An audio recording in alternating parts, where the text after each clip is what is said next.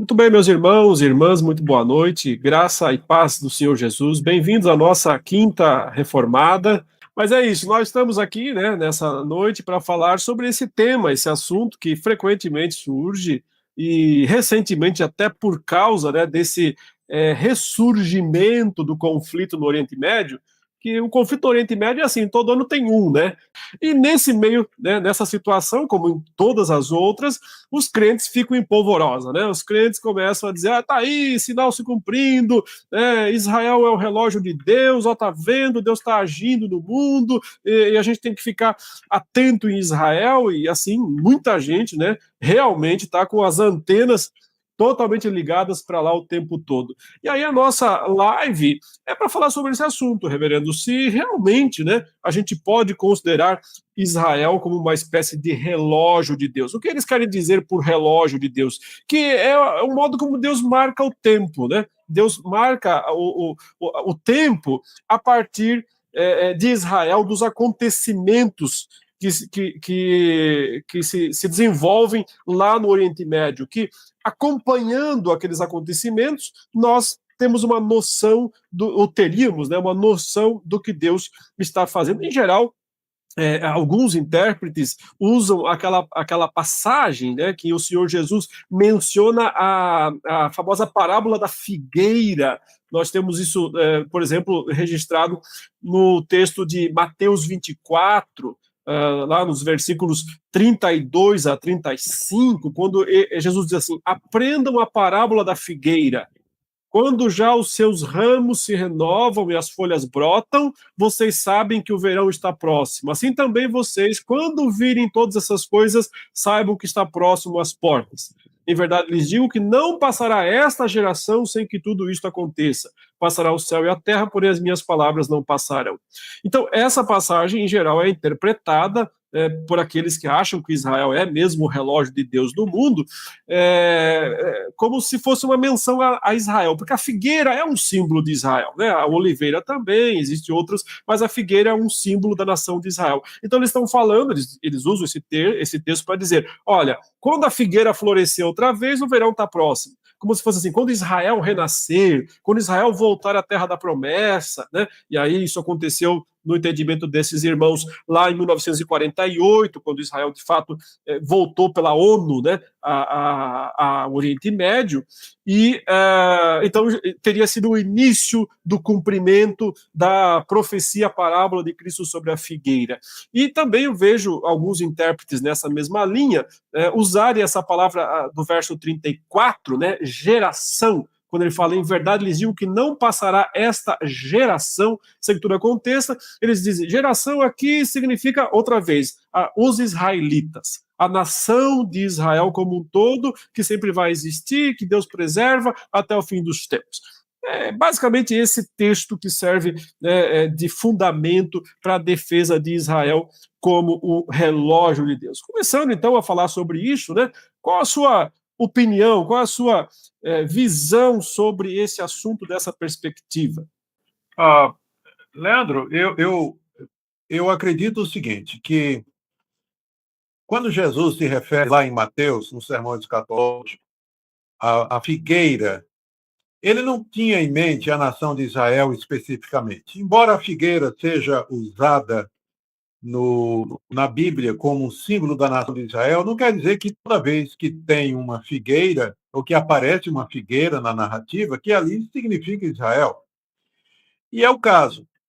E a prova maior disso é que, se você der uma olhada na versão do sermão escatológico de Lucas, Lucas diz assim, diz que Jesus disse assim: quando vocês virem a figueira e todas as demais árvores e florescerem, então vocês sabem que está próximo o verão. Então, se a figueira é Israel, quem são as outras árvores que a gente deve esperar que floresça para poder entender que o fim está chegando ou que está acontecendo alguma data importante no calendário de Deus? Então, a primeira palavra, né, minha primeira participação, é dizer que essa interpretação ela carece de fundamentação bíblica. Uma regra boa de interpretação é que um texto da Bíblia se interpreta com outro. E aí, no caso, é muito claro que Jesus não está se referindo a Israel, mas está usando a figueira como poderia ter usado qualquer outra árvore, como Lucas diz, para se referir ao fato de que todo mundo sabe que quando começa a brotar as folhas é que o verão está chegando. É só isso, não tem nada mais do que isso. Exatamente, né? Senão o Lucas está dizendo de todas as outras árvores, todas. Todas as Então outras. teria que ser. Então, se fosse para interpretar que a figueira é Israel, teria que ser todas as outras nações, né? As outras nações todas. Então, todas elas teriam que florescer, todas elas teriam que, ou seja, aí já fica muito claro, muito evidente que não tem nada a ver, né? A parábola não está falando usando o termo figueira aí, a árvore, para simbolizar Israel. É, esse é o problema, me parece, né, de tentar empurrar para dentro de um texto o significado que não está nele. Né? Está na pessoa. A pessoa acredita naquilo, a pessoa crê daquela forma, então ela tenta encaixar, ela tenta empurrar para dentro do texto, né, esse aspecto, esse significado. Mas vamos lá. E o tal relógio? O que temos a falar? O que é esse negócio de relógio de Deus, né? Israel, a nação de Israel, é o relógio de Deus? Como? Não, eu não acredito de forma nenhuma. O Senhor Jesus Cristo deu aos seus discípulos uma agenda ou uma série de eventos que apontariam não somente para a certeza da sua chegada, mas, num certo sentido, para a sua proximidade. E ele fez isso no sermão escatológico dele, que você encontra em Marcos 13, em Mateus 24, se não me engano, em Lucas 23. Eu não estou seguro aqui de cabeça. 21. Versões do sermão escatológico. 21. São 3 versões do sermão escatológico em que Jesus respondeu a pergunta dos discípulos, né, que sinais haverão da tua vinda e do fim do mundo. E Jesus mencionou o surgimento de falsos profetas, mencionou guerras, mencionou fomes, mencionou pestes, mencionou perseguição contra os seus discípulos, mas ele não fez nenhuma referência à nação de Israel. A única referência que poderia se dizer que tinha a ver alguma coisa com os judeus é quando Jesus fala que quando virem Jerusalém cercada de exércitos, saber que está próxima a sua desolação. E ele fez isso aí citando uma profecia de Daniel a respeito do abominável e da desolação, que Lucas já interpretou dizendo que se referia à invasão do exército romano. Então, isso aí é alguma coisa que já aconteceu. Aconteceu, a invasão foi no ano de 66 e a consumação com a destruição de Jerusalém e a dispersão do povo judeu foi no ano 70. E o que sobrou depois no ano 125, na Revolução de Bar Corba. Então, já fora isso, não tem nenhuma referência aqui, não há nenhuma orientação a que os cristãos fiquem olhando para os acontecimentos referentes aos judeus para discernirem a proximidade da vinda de Cristo ou a próxima etapa da história da redenção, na consumação. Não há. Jesus poderia ter dito, né, se fosse, ele teria dito no sermão escatológico. Aliás, quando ele termina de contar o sermão escatológico, ele diz: Eis que tudo os predisse. Eis que tudo eu predisse a vocês. Por isso, eu não creio que a gente deva olhar para a nação Israel como indicador de que Deus está numa nova etapa da sua ação no mundo ou qualquer outro tipo de coisa escatológica. Quando Jesus fala sobre essa geração não passará, né, sem que tudo aconteça, ele não está falando da raça judaica, que os judeus iam, a raça, né, do povo judeu ia permanecer. Ele está falando daquela época, ou seja, até o ano 70, quando houve a primeira destruição ali, o momento em que o templo foi destruído, é uma geração. É uma geração. Se Jesus está falando do ano 30, ele está profetizando no ano 30, por volta do ano 30, né, foi 40 anos depois que o templo foi destruído. Isso são 40 anos, é uma geração. Né? Ou seja, o que ele falou se cumpriu. Ele disse: não ficará aqui pedra sobre pedra que não seja derrubada.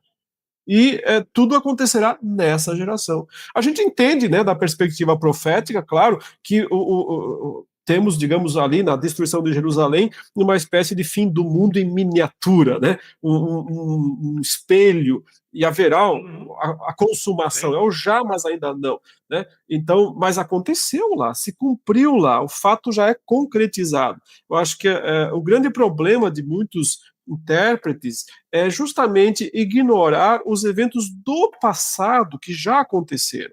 Eles ficam só olhando para o futuro, esperando algo ainda acontecer, mas não percebem o que já aconteceu. Boa parte das profecias sobre o retorno de Israel, que são tidas como sendo cumprido em 1948, se cumpriram lá na volta do cativeiro babilônico.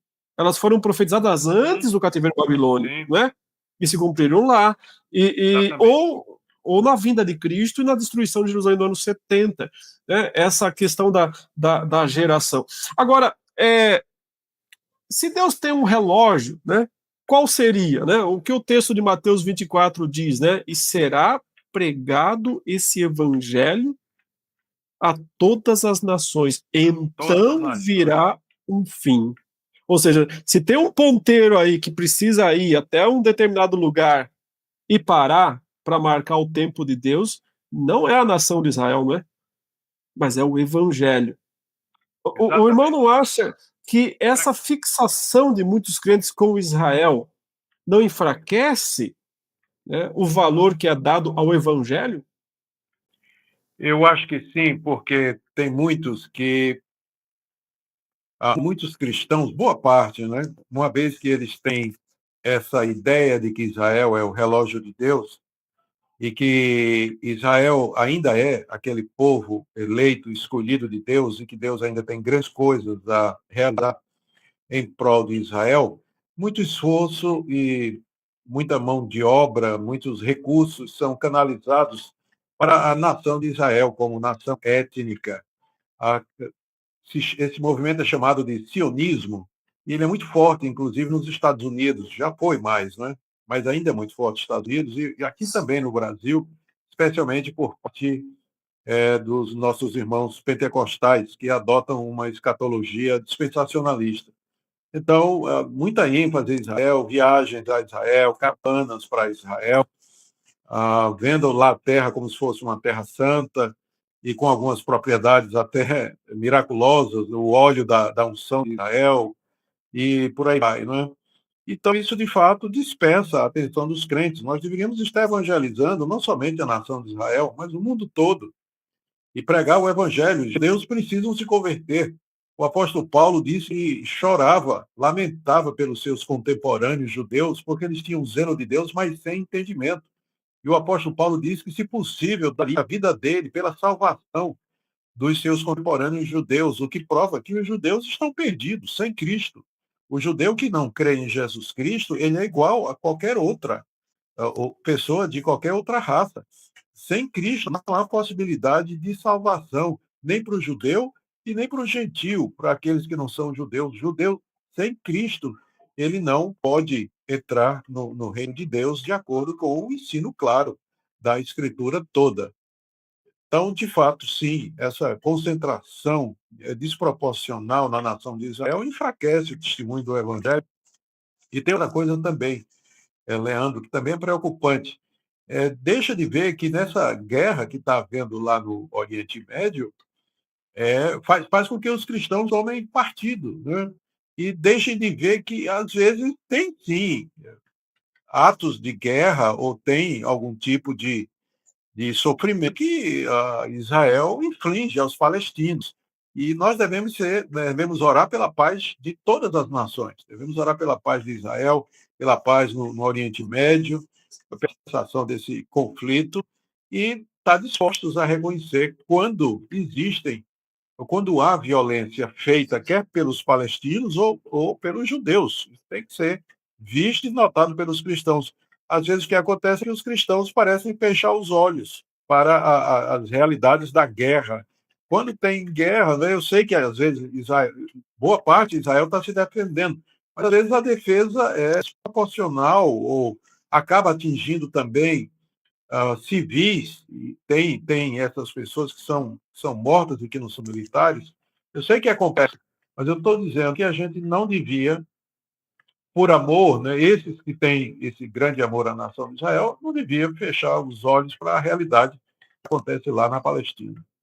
No mínimo, não ver isso como uma guerra santa, não tem qualquer relação, trata-se de uma guerra por território, né? Estão disputando ali um território, né? E porque não querem conviver, não querem viver no mesmo lugar. Então, não tem ninguém certo nessa história.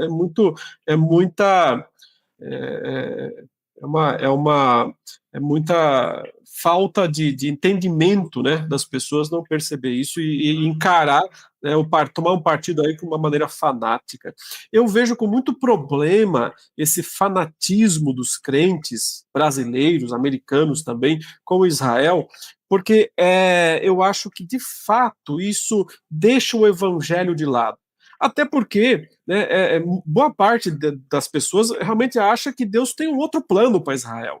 E que a salvação de Israel é de outra maneira, é diferente, que Deus vai salvá-los. Ficam imaginando, né, os 7 anos de tribulação, que eles acreditam que vai acontecer lá na frente, que Deus vai dar os judeus vão ser salvos através das obras, né, uma salvação pelas obras, não uma salvação pela fé. Mas o apóstolo Paulo nos disse, né, como o irmão até citou agora há pouco, né, o evangelho é o poder de Deus.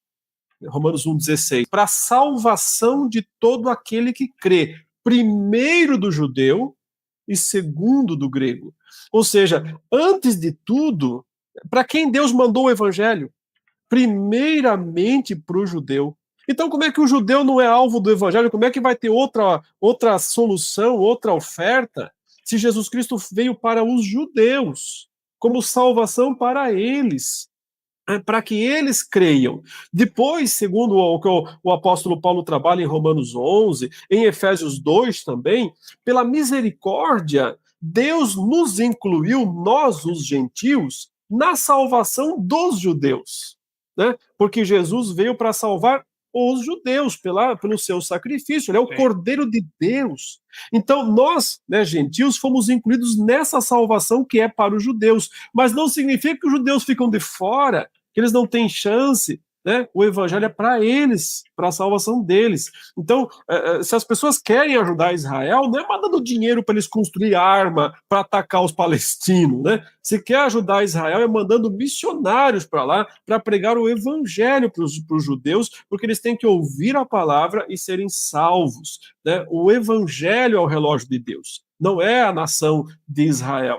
Então, os crentes têm que aprender a valorizar o evangelho. Acho que tudo que enfraquece o evangelho é ruim, né? E essa fixação dos crentes por Israel, no meu entendimento, enfraquece, né, a compreensão que as pessoas têm do evangelho. Leandro, um outro aspecto em que existe esse outro prejuízo, por assim dizer, é a tentativa de algumas igrejas de trazer para dentro da sua liturgia, das suas práticas e das suas crenças, práticas judaicas. Você vê pastor tocando chofar na abertura de culto. Chofar é aquele chifre de carneiro que era usado no Antigo Testamento para convocar as assembleias solenes em Israel. Então, o pastor, para começar o culto, ele toca chofar. Ou ele se veste como rabino, ele usa um kippah na cabeça, aquilo que é aquela cobertura característica dos rabinos. Tem candelabro, o menorá, tem um menorá lá numa mesa na frente da igreja, a Arca da Aliança presente lá no culto, marca viagens e viagens à nação de Israel, destaca como é importante você se batizar nas águas do Rio Jordão, você ser ungido com o óleo das oliveiras, lá do Monte das Oliveiras. Então, isso acaba entrando, esse misticismo, né? Esse judaização, por assim dizer, da igreja evangélica, e esse misticismo aí que não tem mais nenhum sentido, nenhuma dessas coisas tem qualquer propriedade ou qualquer significação dentro do culto da nova aliança. Tudo isso era símbolo, era tipo, era figura, já se cumpriu na pessoa de Cristo Jesus. O culto evangélico é simples, mas essa fixação da nação de Israel acaba trazendo esse sincretismo para dentro da igreja evangélica e a corrupção do culto, que deveria ser um culto simples, um culto espiritual, um culto da nova aliança já realizada em Cristo, e não trazer o culto da antiga aliança para dentro da igreja. Excelente, excelente. Eu ainda quero pôr um pouquinho mais o dedo na tecla dessa questão que eu estou falando, que essa dicotomia entre Israel e igreja, que é tão frequentemente defendida, o quanto ela enfraquece o evangelho, eu entendo que ela pode até mesmo anular a cruz de Cristo, a mensagem da cruz de Cristo. E não sou eu que estou falando isso, é o apóstolo Paulo, né? Eu quero trazer o texto aqui para o irmão poder comentar.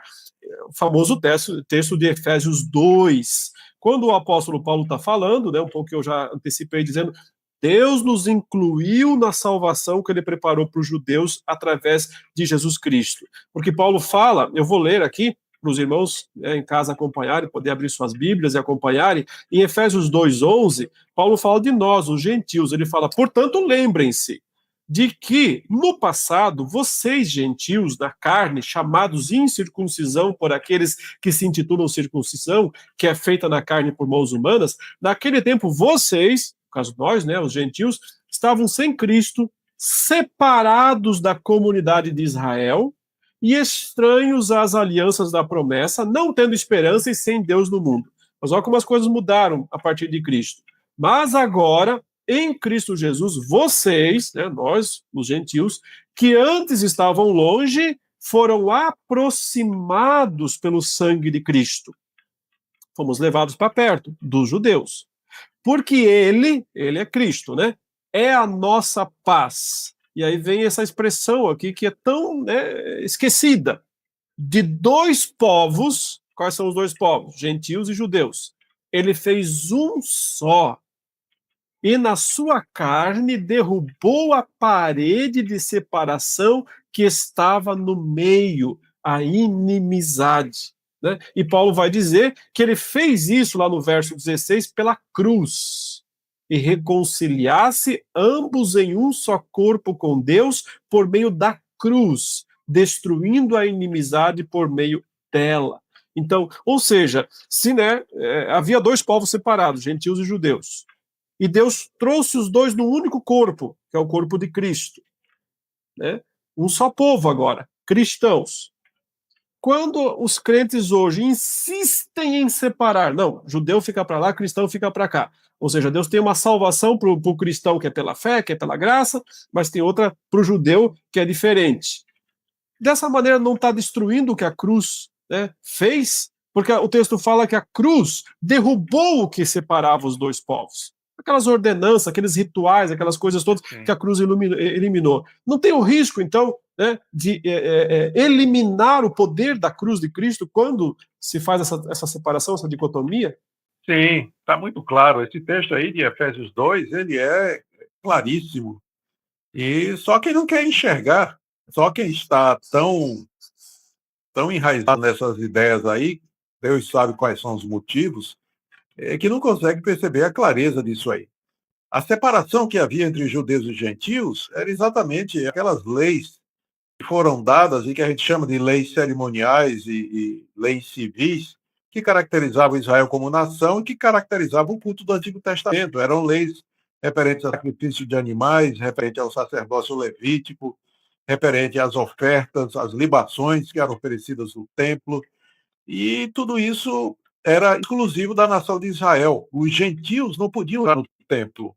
Os gentios não ofereciam sacrifícios a Deus. Eles eram completamente fora. Inclusive, havia uma proteção, né? Havia uma área antes de se entrar no santuário que era chamado o Átrio dos Gentios, exatamente porque eles não podiam entrar, eles podiam ficar do lado de fora, mas não podiam entrar. Mas agora Cristo veio e cumpriu tudo aquilo que aquelas leis prefiguravam. E, portanto, essas leis não têm mais sentido. Não há mais sentido em falar em uma nação que tem leis e rituais, que, aliás, eles nem cumprem mais, né? Uma vez que não tem templo, eles não têm mais sacrifício, não tem mais sacerdote, não tem mais nada disso. Não faz sentido insistir nessas coisas que foram completamente abolidas em Cristo Jesus. Deus só tem um povo. E esse povo é feito tanto de judeus como gentios que se arrependeram dos seus pecados e creem no Senhor Jesus como Filho de Deus, como Salvador do mundo. E por meio deles obtêm perdão de pecados e formam um só corpo. É por isso que Paulo, na carta aos Gálatas, vai dizer que em Cristo não tem mais judeu e nem gentil. Não tem. Essa separação foi completamente eliminada. Portanto, insistir nisso, que Deus ainda tem um povo étnico, que é a nação de Israel, a quem Deus tem um plano especial na redenção e que trata de maneira diferenciada, é desfazer o Novo Testamento. É separar aquilo que Deus uniu, né? E aqui talvez valha aquele dito, aquilo que Deus separou, aquilo que Deus uniu, que o homem não separe. Aquilo que Deus uniu, que o homem não separe. Ainda mais que o custo foi o sangue de Cristo, né? Foi o sangue de Jesus Cristo, o sacrifício dele. Nada pior do que desfazer aquilo que o sacrifício de Cristo conquistou, que foi a união entre judeus e gentios dentro do mesmo corpo, né, sem aquelas ordenanças todas. Paulo dizia que isso era a grande razão do ministério dele, né? Ele fala que esse é o mistério escatológico que o Senhor revelou através dele, né? Ou seja, foi a coisa mais importante que o apóstolo Paulo trouxe para a igreja, para o mundo, foi essa compreensão. Mas muitos ainda não entenderam isso. Tem outra passagem, Leandro, que eu creio que corrobora isso aí, para a gente não pensar que isso era só coisa de Paulo. No Concílio de Jerusalém, lá em Atos 15, onde está discutindo a questão da entrada dos gentios na igreja, porque a igreja cristã inicialmente era feita de judeus. Foram, primeiramente, como você falou, o evangelho foi para os judeus, muitos judeus se converteram, a igreja estava ali organizada em Jerusalém, mas aí Paulo e outros começaram a pregar aos gregos, aos gentios, muitos se converteram, e o pessoal não sabia em que base eles deveriam ser admitidos na igreja. E aí, na discussão que teve lá no Concílio de Jerusalém para estabelecer esse assunto, Tiago cita uma profecia de Amós, onde Amós diz que Deus iria restaurar o tabernáculo caído de Davi.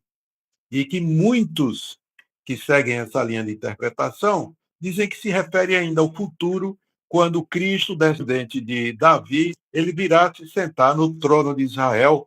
Israel é elevado à categoria da nação mais importante do mundo, de onde Cristo vai reinar e vai dominar sobre todas as nações. Só que Tiago usa essa passagem como tendo seu cumprimento na entrada dos gentios, a restauração do tabernáculo caído de Davi, nas palavras de Tiago, em Atos capítulo 15, se cumpriram, essa profecia se cumpriu quando os gentios entraram na igreja. Ele cita, ele fala da entrada dos gentios na igreja e diz, com isso confere as palavras do profeta, e aí cita Amós. Então, e não só essa passagem do Antigo Testamento, que fala de restauração, de levantamento, da glória da nação de Israel, mas muitas outras que falam sobre esse tema, elas encontram seu cumprimento, de acordo com o Novo Testamento, na pessoa de Cristo, no nascimento da igreja, na entrada dos gentios e na glória futura, no novo céu e na nova terra, que são prometidos por Deus, na Jerusalém celestial e assim por diante. Tem umas perguntas boas aqui, algumas a gente até já respondeu, mas às vezes vale a pena só trazer aqui um destaque. Por exemplo, o Tiago Cardoso, ele falou aqui, graça e paz, pastores e irmãos em Cristo Jesus. Nós estamos vendo nesses eventos recentes das guerras entre Israel e Palestina que muitos cristãos fazem campanhas de oração nas redes sociais com o tema Ore por paz em Israel, mesmo sabendo que nesta guerra os mais prejudicados são os palestinos, incluindo crianças e mulheres inocentes. A minha pergunta é: essa teologia que aponta Israel como relógio de Deus e nação escolhida, abençoada e amada, forma cristãos radicais que oram somente por bênçãos em Israel e comemoram quando o número mostra, né, mais mortes na Palestina. E se esquecem do Deus misericordioso que ensina o amor ao próximo. Então, a pergunta dele é se essa teologia realmente é radical e acaba se esquecendo. O irmão já falou um pouco sobre isso, mas se quiser só complementar, aproveite. Nós vamos à raiz do problema, que é a citação do Salmo Orai pela paz de Israel. De fato, isso aí está na Bíblia, é um dos salmos de romagem. Era um salmo cantado pelos peregrinos quando iam para as festas religiosas de Israel, e eles oravam pela paz de Israel. E então, no salmo, há esse pedido, né, para que os que temem a Deus orem por isso. Mas é claro que essa oração, ela se encaixa dentro da dispensação do Antigo Testamento, durante aquele período da administração do pacto na Antiga Aliança, em que Israel era o povo de Deus e a quem Deus havia confiado o seu culto, a sua lei, as promessas, particularmente a promessa de que, através de Israel, todas as nações seriam abençoadas. Então, era correto de baixo. Seria a mesma coisa de hoje a gente dizer: orem pela paz da igreja, para que a igreja não seja perseguida, para que a igreja tenha um testemunho para dar para o mundo, que a igreja seja canal de bênção para Deus. O equivalente a orar pela paz de Israel, lá nos Salmos, hoje, seria orar pelo povo de Deus, que não é mais a nação de Israel, mas todos aqueles judeus e gentios que creem em Jesus Cristo como seu Senhor e Salvador. Então, exatamente por não entender, não ter essa compreensão, não ter esse entendimento da revelação bíblica, que Deus se revelou, de como o pacto da graça ele foi administrado de maneira diferente na antiga aliança, debaixo do tempo de Israel, é que eles pensam que essa oração pela paz de Israel é alguma coisa que os crentes têm que fazer. Na verdade, nós temos que orar agora, não só pela nação de Israel, mas por todas as nações do mundo, orar para que haja paz, orar para que as guerras cessem. É claro, tudo isso debaixo da vontade soberana de Deus. A gente pode pedir essas coisas, deveria também pedir essas coisas, mas a gente sabe que isso tudo está debaixo da soberana vontade de Deus. E guerras, elas vão existir até a vinda do Senhor Jesus Cristo. Mas podemos orar por paz. Inclusive, é isso que o apóstolo Paulo nos ensina na 1 Timóteo, capítulo 2, que a gente ore pelos governantes para que tenhamos uma vida tranquila e sossegada.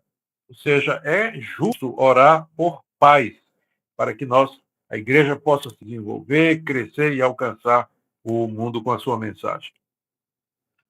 Muito bem. Uma outra pergunta aqui que vem da Raquel de Almeida Batista Sena. A pergunta é o seguinte: existe alguma profecia que ainda falta se cumprir para Israel antes da segunda vinda de Jesus? Eu acho que só tem uma, e mesmo assim eu coloco a minha interpretação como uma sugestão e como uma ideia minha, porque não há consenso entre os estudiosos, mesmo amilenistas, a respeito disso. É que lá em Romanos capítulo 11, o apóstolo Paulo menciona a futura salvação da nação de Israel. Todo Israel será salvo. E eu entendo que isso se refere a um grande avivamento espiritual, a conversão de muitos judeus um pouco antes da vinda do Senhor Jesus. Então, se existe alguma profecia que falta cumprir, é essa do apóstolo Paulo. Mas, como eu disse, eu coloco como sendo uma das interpretações de Romanos capítulo 11, se não me engano, é de 25 em diante, onde Paulo fala: e assim todo Israel será salvo. Tem sido interpretado, quer dizer, essa minha interpretação, ela não é minha, né, mas é de outro, né, que tem entendido que é isso que a profecia se refere. Outros acham que todo Israel aí é todo o povo de Deus, é todos os eleitos.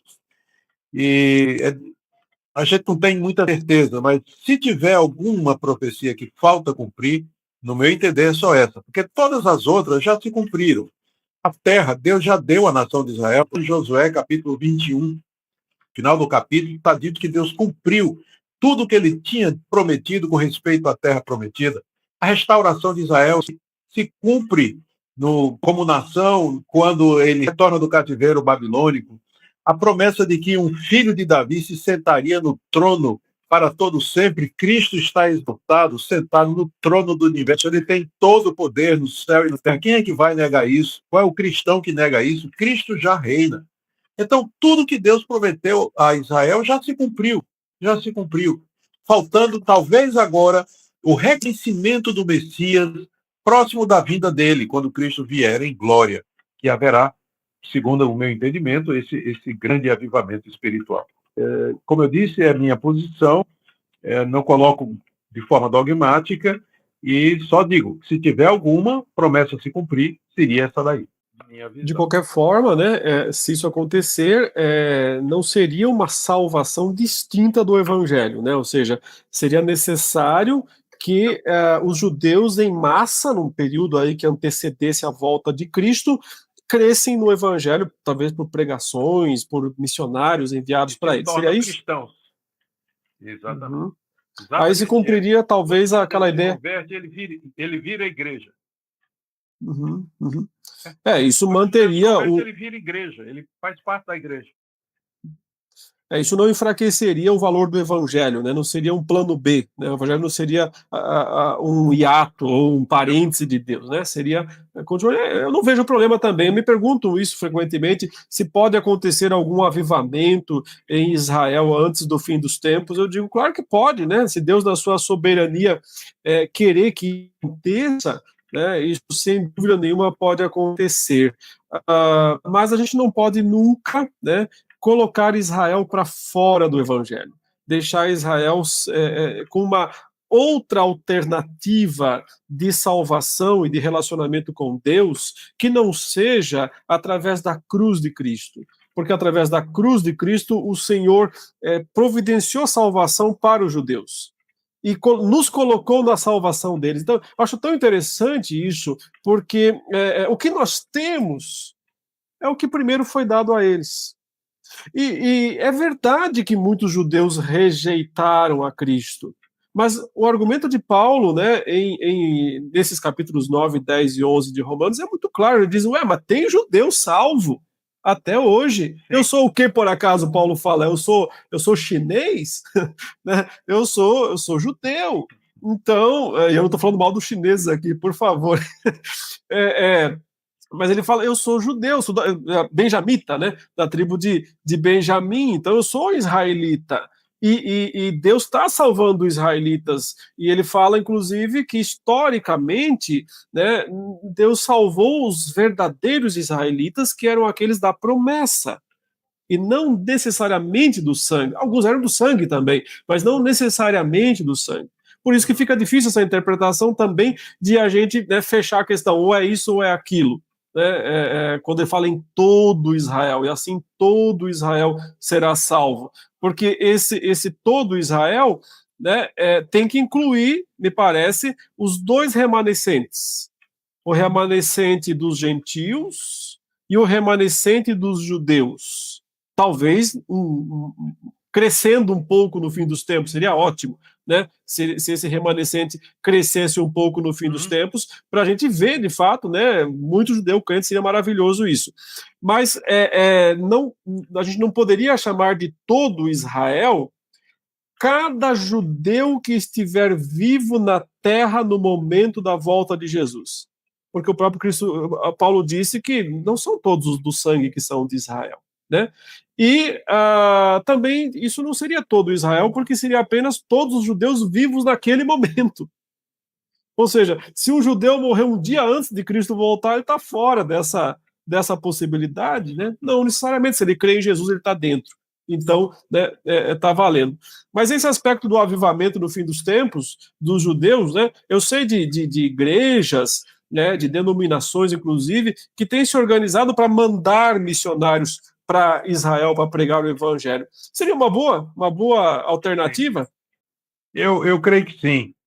Nós deveríamos lembrar de evangelizar os judeus. Provavelmente eles estão entre os povos mais difíceis de ser alcançados, exatamente por conta dessa, eu diria, desse antagonismo que começou há 2000 anos atrás, a partir do momento que a geração daquela época, nós não podemos culpar as gerações de hoje pelos pecados daquela época, mas aquela geração inicial que rejeitou Cristo e perseguiu a igreja, apedrejou os primeiros cristãos, fez o que pôde para exterminar o cristianismo. Então existe esse antagonismo milenar, não é? Já há 2000 anos, dos judeus para com os cristãos, mas eu não generalizo, né? É apenas a história que está aí para mostrar que isso faz com que a evangelização dos judeus não seja uma coisa muito fácil. Mas é muito bom quando igrejas e ministérios se dedicam a isso, da mesma forma que a gente tem igrejas e ministérios para evangelizar os árabes, os muçulmanos e outros povos que são de difícil acesso e difíceis de alcançar com o evangelho. Mas aí é uma alternativa perfeita, não é? Dentro da pergunta que foi feita, se ainda resta alguma promessa. Se existe, é exatamente a conversão de judeus. Fora isso, e quando os judeus convertem, ele vira igreja. Fora isso, mais nenhum. Muito bem. Tem uma pergunta aqui da Leila Vieira. Ela pergunta o seguinte: a perseguição aos judeus e o Holocausto, né, está falando aí principalmente do nazismo, né, tem relação com o fato de Israel ter rejeitado o Senhor Jesus? Por outro lado, o progresso econômico e tecnológico do país se deve à bênção de Deus sobre os descendentes biológicos de Abraão? Ou tem outra explicação para esse progresso tecnológico e financeiro e militar? Uhum. Eu diria, em primeiro lugar, que nós nunca deveríamos falar, dizer, pensar ou acreditar que o Holocausto foi um castigo de Deus sobre os judeus por terem rejeitado Jesus Cristo. O que Deus tinha que fazer com a nação de Israel, dessa perspectiva, já foi feito. Já foi feito. O próprio Senhor Jesus Cristo se referiu no ano 30 à futura derrota de Jerusalém, queda de Jerusalém, destruição do templo, como sendo o cumprimento de o que ele chama de dias da ira de Deus sobre esse povo. Porque os judeus daquela geração rejeitaram o Messias. E o castigo para isso, de acordo com os evangelhos, foi que eles foram expulsos da terra que Deus havia prometido dar a eles como herança. Eles já tinham sido expulsos antes por conta da idolatria, e dessa feita por um pecado maior, da perspectiva bíblica, que foi a rejeição de Cristo Jesus. Mas aquela geração que fez isso, recebeu o castigo de Deus. O general Tito comandou as tropas romanas do ano 66 ao ano 70 no cerco de Jerusalém, onde milhares de judeus foram mortos. E a nação foi dispersa por todas as partes do mundo. Então, não creio que Deus esteja... O que Deus tinha de castigar, já castigou. Paulo, na primeira carta aos Tessalonicenses, no final do capítulo 2, ele se refere a isso, como que a ira de Deus veio sobre eles até o fim. Exatamente porque eles tinham matado não somente o Senhor Jesus, mas os profetas e perseguido os cristãos. Então, o castigo já foi feito. Dizer que o Holocausto é castigo de Deus por conta da rejeição de Cristo, por ele rejeitado a Cristo, está completamente fora de propósito. Da mesma forma que dizer que o sucesso tecnológico, financeiro da nação de Israel é uma bênção específica porque eles são descendentes de Abraão. Eu não vejo isso prometido. Porque, veja só, toda a prosperidade que Deus tinha prometido à nação, como, por exemplo, ficar na terra, habitar na terra, comer do bom da terra, era condicionado à obediência a Deus. A obediência traria a bênção, a desobediência traria a maldição e o castigo. Exatamente por isso é que Deus expulsou os judeus da terra. A primeira vez, 600 anos antes de Cristo, e a segunda vez, 70 anos depois de Cristo. Israel não se arrependeu desse pecado. Israel não se voltou para o Messias. Então, a volta de Israel para a terra não representa nenhum cumprimento de nada.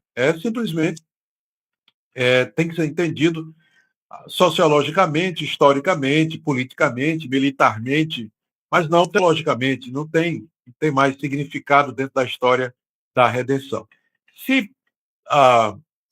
Eu poderia usar esse mesmo argumento para dizer que a Suíça ou os Estados Unidos são a nação predileta de Deus e que os americanos são um povo escolhido de Deus. Ou o Japão, né? É a nação mais poderosa da Terra, não é? Ou o Japão, que não tem nem, quase não tem cristão lá. Pois é, muito pouco. Quase não tem cristão ali, né? O argumento aí é um argumento pragmático, é um argumento que não tem fundamentação bíblica. Uhum. Sem dúvida, Israel tem muito progresso tecnológico, por mérito próprio, trabalho, né, estudo, Sim. muita ajuda dos Estados Unidos também, muito dinheiro da América que vai para lá. O irmão já morou lá, eu também. A gente vê as campanhas da televisão, doe dinheiro para Israel. Os crentes, né, principalmente pentecostais, dão muito dinheiro, ofertam muito dinheiro para ir para ajudar Israel. Mas também, né, acima de tudo, Israel tem a possibilidade de comprar armas nos Estados Unidos de primeira mão. É a primeira nação que tem um tratado entre eles, né? Israel recebe as primeiras por causa que os Estados Unidos precisa de Israel lá no Oriente Médio para poder controlar toda aquela região. Então o pessoal é muito ingênuo, né? Quando vai para esse lado a bênção de Abraão, quando tem situações muito claras políticas e econômicas por trás. Quanto a esse ponto que o irmão abordou, acho fantástico, né? O que Deus tinha para julgar, ele fez no ano 70, quando ele destruiu o templo. Templo que até agora não foi reconstruído e nem vai ser, porque tem uma mesquita lá no lugar do templo, né? E o Senhor deixou bem claro isso. Ele falou: olha, para que o sangue dos mártires, desde Abel até Zacarias, né, recaia sobre essa geração. Essa geração. Então, quando Jesus fala para aqueles judeus ali que estavam, naqueles dias ali, rejeitando a ele, ele fala: quantas vezes eu quis ajuntar você, né? Como a galinha que ajunta os pintinhos, vocês não quiseram. Então, essa casa vai ficar deserta. Não vai ficar aqui pedra sobre pedra nesse templo que não seja derrubado. Então, Deus já derramou a sua ira. Usar o holocausto nazista para falar que a ira de Deus é algo absolutamente, né, sem sensibilidade alguma para com a própria palavra de Deus e para com o próprio Deus, né? Sei. Vamos lá. O que mais que nós temos aqui? O Edileno Medeiros, ele disse assim, se Deus estabeleceu Israel como o relógio do mundo, quais as chances desse entendimento trazer perigo na interpretação bíblica, visto que a referência passa a ser os eventos que ocorrem em Israel e não o texto sagrado? Já respondeu muito isso, né? Eu acho que nem precisamos entrar muito aqui. Ou seja, o evangelho é que sai perdendo nessa história toda, porque o evangelho acaba não sendo tão enfatizado como deveria ser, né? Não sei se quer complementar mais alguma coisa sobre isso. Não, está muito claro aí. Sua explicação aí, isso mesmo. Onde é que eu assino? Embaixo. Pois é. Aqui também já falamos sobre esse ponto, que existem agências missionárias internacionais que trabalham, a pergunta do Elder, né, na evangelização dos muçulmanos. Não, aqui é um pouco diferente. Ele diz assim: há agências missionárias internacionais que trabalham na evangelização dos países muçulmanos. Eles argumentam que esses países serão a última fronteira para que o evangelho adentre Israel. Há alguma relação entre os países muçulmanos e a plenitude dos gentios, para então ocorrer a plenitude dos judeus? Vê alguma relação nisso? Não me recordo de absolutamente nada nos evangelhos. Até porque na época em que os evangelhos e o Novo Testamento foram escritos,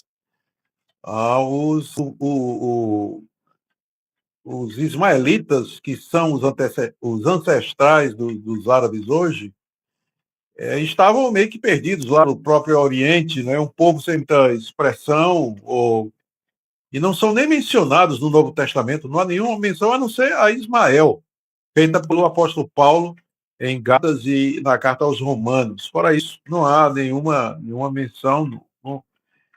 Os países muçulmanos não cumprem nenhum papel dentro da história da redenção, de acordo com o que nos é ensinada no Novo Testamento. Não. Isso aí, não sei. Aliás, de onde é que o pessoal tira essas coisas, Leandro? Diz aí para mim. O pessoal tira essas coisas da onde? Porque da Bíblia não é. Da Bíblia que não é, né? É das fantasias, reverendo. Das fantasias que o pessoal tem que inventar coisa diferente, sabe? Para as pessoas ficarem impressionadas, né? Eu acho interessante isso. As igrejas mandam missionário para os países árabes, mesmo sabendo que morre e tudo mais, e não manda para Israel. Não manda para Israel, né? Manda. Por quê, né? Porque, na verdade, não entendem que o evangelho é para eles. O judeu está salvo, né? E para comprovar que nós não estamos sendo mal intencionado nesse ponto. Olha a pergunta aqui do irmão que ouviu isso na igreja dele. A pergunta aqui do William Ramos. Ele disse aqui: uma vez escutei na igreja que todos os nascidos em Israel já eram salvos, mesmo sem serem cristãos, porque eram o povo escolhido por Deus. Aqui ele pergunta: isso é verdade, né? Claro que não. A salvação nunca foi por conta da biologia ou da descendência genética sanguínea de Abraão. Havia o povo de Deus, na verdade, nas palavras do apóstolo Paulo, é o Israel dentro de Israel. Tem um Israel dentro de Israel. Havia um Israel dentro de Israel. Ou seja, aquele judeu do Antigo Testamento que temia Deus, que andava nos mandamentos de Deus. Muitos judeus do Antigo Testamento eram idólatras, eram adúlteros, imorais, corruptos. Daí os profetas constantemente estarem denunciando o povo de Israel pelos seus pecados. Então, se o judeu está salvo automaticamente por ser judeu, então não faz sentido a denúncia dos profetas, não faz sentido o ensino do apóstolo Paulo, que diz que o judeu precisa de redenção, precisa de salvação. E que a salvação é pela graça e a fé para todos os que creem, judeus e gentios, como você já mencionou, Leandro, no início aqui da nossa live. Então, é uma interpretação que faz parte desse sistema que tem trazido muitos males teologicamente para a igreja, que a gente chama de dispensacionalismo. E aqui eu me refiro ao dispensacionalismo clássico, que é uma teoria escatológica relativamente recente. Ela deve ter o quê? 200 anos, no máximo, 180, 200 anos por aí, e que foi quem trouxe essa ideia de que Deus tem um plano específico para a nação de Israel, que inclui um meio de salvação descrito pela lei e outras benesses e promessas prometidas à nação de Israel, em contraste com o mundo. A igreja seria um plano B. Uma vez que os judeus rejeitaram Jesus, Deus entrou no plano B, fazendo a igreja ocupar o vácuo que foi deixado pela rejeição dos judeus, e por aí vai. Ou seja, tem trazido tanto malefício doutrinário essa linha escatológica, que é lamentável, que acaba produzindo essas ideias erradas que têm efeito na pregação do evangelho, inclusive, no entendimento da graça de Deus em Cristo Jesus. É lamentável. Uma pergunta bem direta aqui do Manuel Rodrigues Pereira Júnior. A criação do Estado moderno de Israel, né, que aconteceu a partir de 1948, com o final da Segunda Guerra Mundial, pode ser considerado o cumprimento de alguma profecia? Todas as profecias referentes à restauração de Israel já se cumpriram com o retorno do cativeiro. E se alguma parece ser grande demais ou gloriosa demais para ter se cumprido, como, por exemplo, a descrição do templo que Ezequiel faz a partir do capítulo 40 em diante, se eu não estou enganado, ela se refere ao novo céu e a nova terra, à igreja gloriosa, ao povo de Deus. Então, não há mais nenhuma promessa de restauração a ser cumprida, e nem o retorno à Palestina dos judeus em 1948 representa coisa alguma, porque os judeus voltaram da maneira que saíram, impenitentes, sem acreditar em Cristo. Ora, se Deus os expulsou da sua terra no ano 70 porque eles não criam em Cristo, por que agora, em 1948, traz de volta e eles ainda não creem em Cristo? E já estão lá há mais de 50 anos e continuam sem crer em Cristo, do mesmo jeito.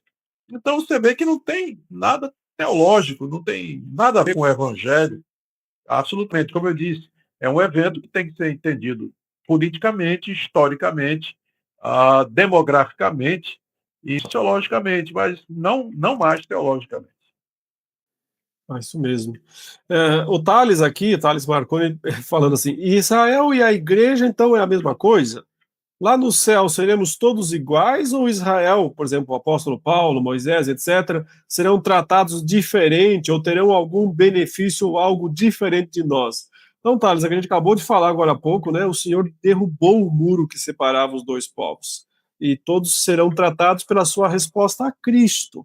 judeu ou gentil, pela sua resposta ao evangelho. Se tiver alguma diferenciação no céu, né, é por galardão, mas aí não tem a ver com raça, com posição social, tem a ver com a fé, com os frutos, né? É isso, reverendo, tem outra visão. Isso aí. Não tem mais essa diferença de Israel e igreja. Isso aí cessou com a internacionalização do evangelho. Jesus deixou isso muito claro quando ele contou a parábola dos lavradores maus que rejeitaram os enviados do proprietário para receber os frutos e, por fim, mataram o filho. E Jesus disse que o dono da vinha haveria de mandar o seu exército e destruir aqueles lavradores e entregar a vinha ao povo que produz os seus respectivos frutos. E os fariseus entenderam que Jesus estava falando deles, estava falando de Israel.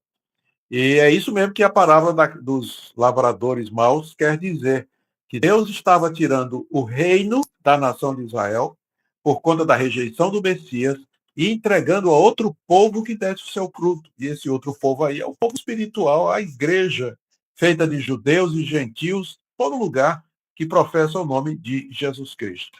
Então, não tem mais, a partir do ano 70, não é? A igreja, o povo de Deus se internacionalizou, deixou de ser contido somente na nação de Israel e passa a abranger gente de todas as tribos, povos e nações que professam o nome de Jesus. Deus só tem um povo, aliás, sempre teve somente um povo, que é a sua igreja querida.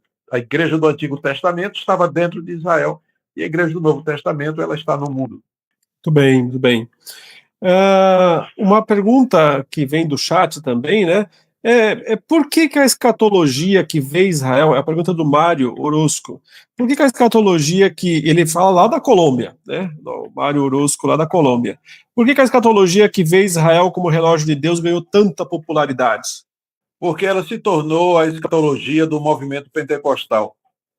Ela nasceu, essa visão dispensacionalista, ela nasce dentro dos movimentos de santidade, dos movimentos proféticos nos Estados Unidos, no final do século passado, e depois, com o surgimento do movimento pentecostal, que teve origem nesses movimentos de santidade, o movimento pentecostal adotou a teologia, a escatologia dispensacionalista. E hoje o movimento pentecostal representa a grande maioria dos evangélicos, não só no Brasil, mas boa parte do mundo. E aonde os nossos irmãos pentecostais estão, eles levam a sua escatologia dispensacionalista também. Por isso que parece ser o que todo mundo acredita, né? Porque eles são a maioria.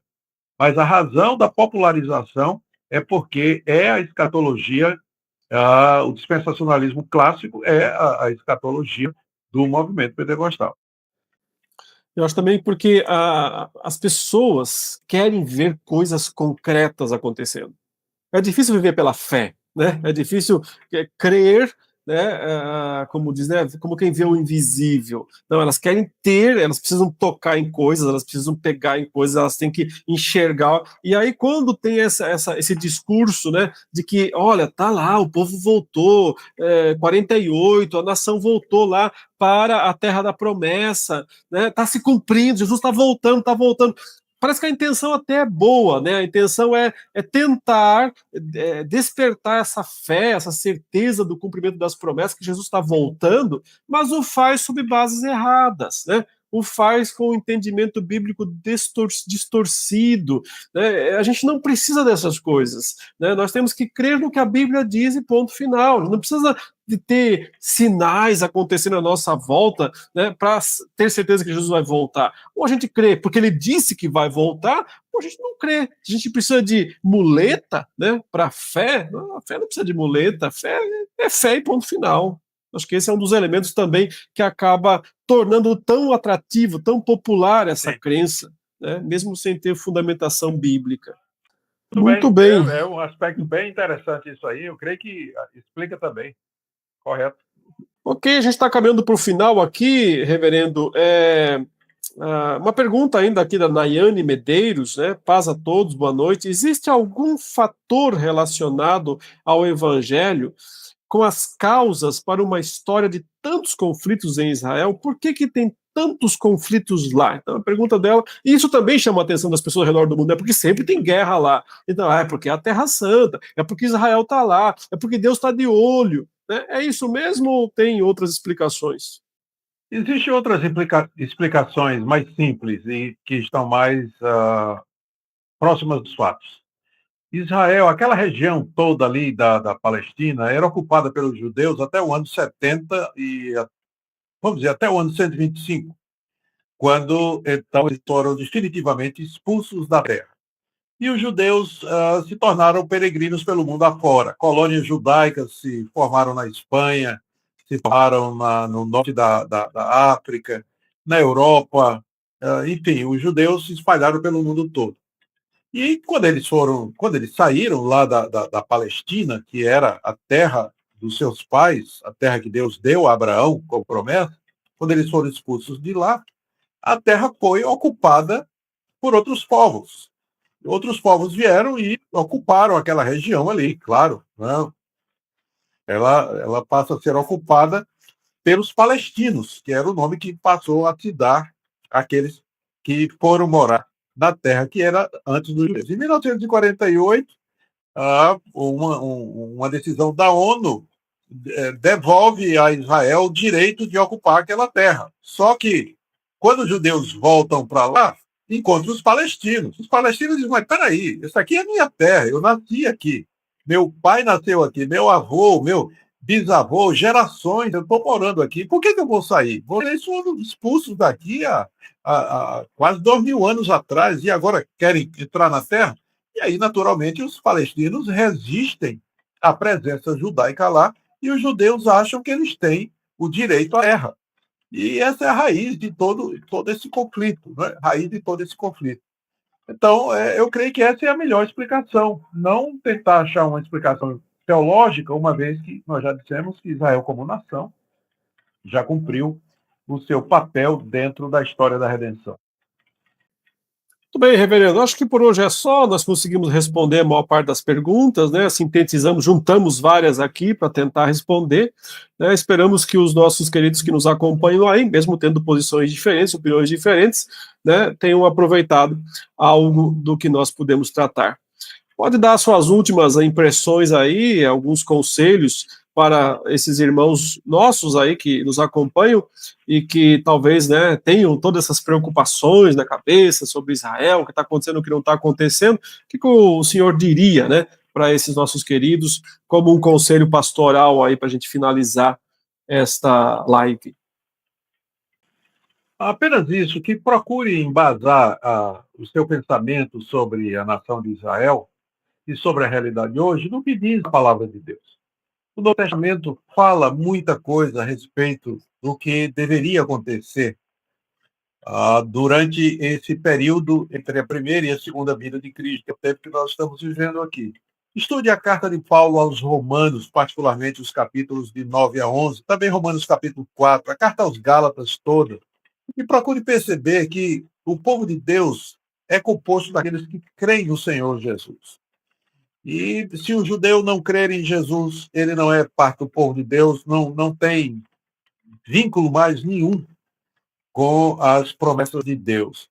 Então, estude bem a Bíblia a respeito disso, ore pela paz no Oriente Médio, não feche os olhos para ver que, numa guerra, as duas partes que estão envolvidas cometem atrocidades e crimes de guerra, os dois lados, não tem um lado santo numa guerra, que não é uma guerra santa, como o Leandro disse aqui. E procure entender tudo isso e ore pela conversão, tanto de judeus quanto de árabes ali naquela região. Muito bem, reverendo. Muito obrigado mais uma vez, aí, com toda a dificuldade sua aí de segurar o celular na mão, né, por 1h17. Obrigado pelo seu esforço aí nessa noite.